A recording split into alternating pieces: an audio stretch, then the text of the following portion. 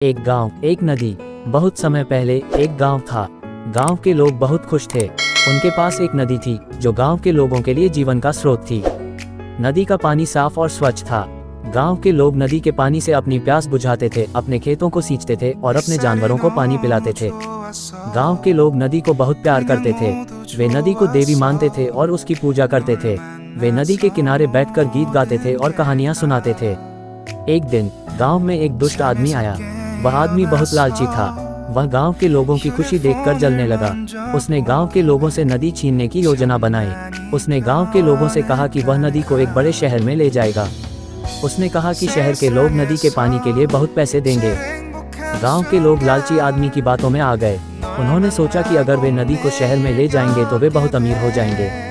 उन्होंने नदी को शहर में ले जाने का फैसला किया।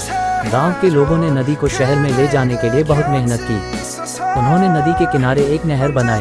नहर के रास्ते उन्होंने नदी को शहर में ले जाया गया। शहर के लोग नदी को देखकर बहुत खुश हुए।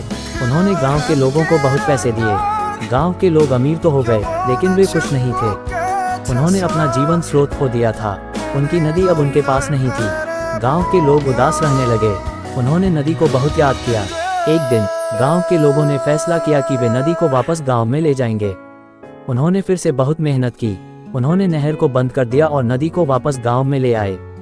गांव के लोग नदी को वापस पाकर बहुत खुश हुए। उन्होंने फिर से नदी की पूजा की और गीत गाए। गांव के लोग अब समझ गए थे कि पैसे से ज्यादा महत्वपूर्ण उनकी खुशी है। उन्होंने लालच को त्याग दिया और एक सुखी जीवन जीने लगे। हमें अपने जीवन के स्रोतों को नहीं भूलना चाहिए। हमें अपनी खुशी को पैसों से ज्यादा महत्व देना चाहिए। ये कहानी हमें सिखाती है कि हमें कभी भी लालच नहीं करना चाहिए। हमें हमेशा खुश रहना चाहिए और अपने जीवन के स्रोतों को महत्व देना चाहिए। अगर आपको ये कहानी पसंद आई हो तो मुझे बताएं। मैं आपको और भी कहानियाँ सुनाऊंगा।